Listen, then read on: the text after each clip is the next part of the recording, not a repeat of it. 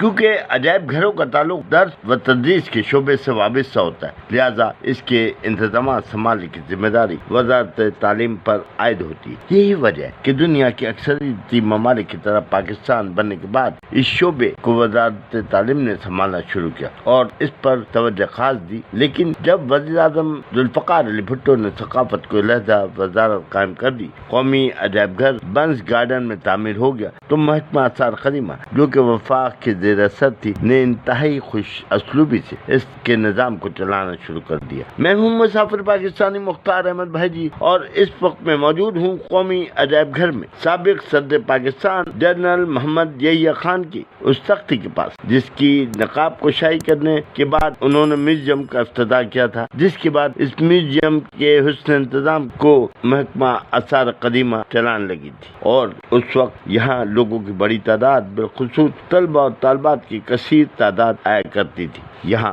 ایک چائے کی کینٹین اور سوینئر شاپ بھی موجود ہوا کرتا تھا، لیکن پھر جب 18ویں ترمیم منظور ہوئی اس کے بعد یہ میوزیم سندھ حکومت کے زیر اثر کر دیا گیا، جس کے بعد یہاں بڑے پیمانے پر لوٹ مار کی ایسی مثالیں قائم کی گئیں جو ناقابل معافی ہیں، اور پھر اچانک سپریم کورٹ نے میوزیم کو وفاقی حکومت کے زیر اثر کر دیا، مگر سال بھر گزر جانے کے باوجود اس بات کا کسی کو علم نہیں کہ عجائب گھر وفاق کے زیر اثر ہے یا سندھ کے، اور اب کہا ہی جا رہا ہے کہ اسے ایک بورڈ کے حوالے کیا جائے گا، اسے خود مختار ادارہ بنایا جائے گا جو کہ اپنا خرچ خود چلائے گا، جس کے بعد کیا ہوگا یہ تو اللہ ہی جانتا ہے۔ لیکن میں آج آپ کو دکھاؤں گا سندھ حکومت کے زیر اثر کچھ سال رہنے والے اس میوزیم میں ہونے والی کرپشن کہانی۔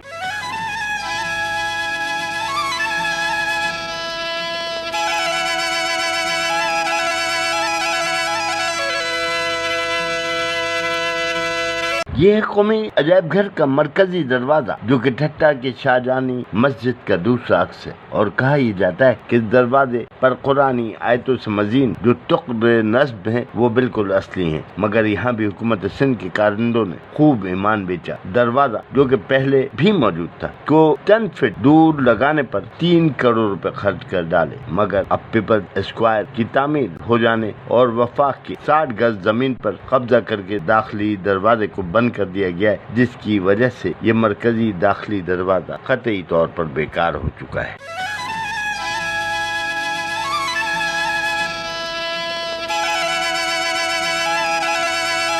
اس وقت میں جس جگہ موجود ہوں یہ ہے محکمہ ثقافت، سیاحت و نوادرات کی طرف سے کراچی واسیوں کو سندھی ثقافت سمجھانے کے لیے بنایا جانے والا سندھی گاؤں، جسے 4 کروڑ روپے کی لاگت سے تیار کیا گیا، مگر اسے عوام کے لیے کھولا نہیں جا سکا، اور بعد ازاں اسے سپریم کورٹ نے ایک حکم نامے کے تحت مکمل طور پر مسمار کر دیا، اور اس وقت نشانی کے طور پر فقط یہ جھوپڑا موجود ہے۔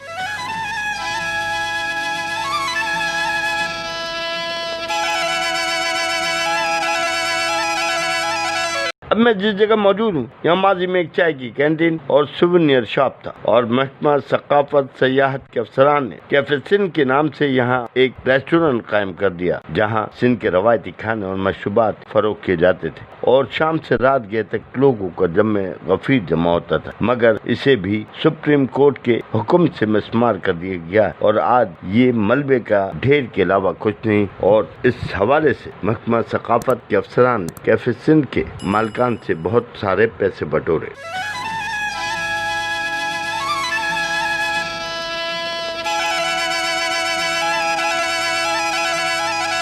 یہ ہے وہ عمارت جسے عجائب گھر کی توسیع کے لیے بڑے پیمانے پر ہونے والی کرپشن کے بعد مکمل تو کر لیا گیا، اور جہاں میوزیم کے لیے 4 گیلریاں اور ریزرو قائم کیے گئے۔ عدالت میں کیس ہونے کے سبب یہ متنازع بن گئی، اور اس وقت نہ تو یہ سندھ حکومت کے پاس ہے اور نہ ہی وفاق کے پاس۔ ایسی صورتحال میں وہاں ٹھیکیدار کے مزدور ایئر کنڈیشن میں آرام فرماتے ہیں، اور بجلی کا بل نیشنل میوزیم کی انتظامیہ ادا کرتی ہے۔ عمارت کی تعمیر میں بھی دل کھول کر کرپشن ہوئی، اور کہا یہ جاتا ہے کہ اس پر کم از کم 25 سے 30 کروڑ روپے صرف کیے گئے۔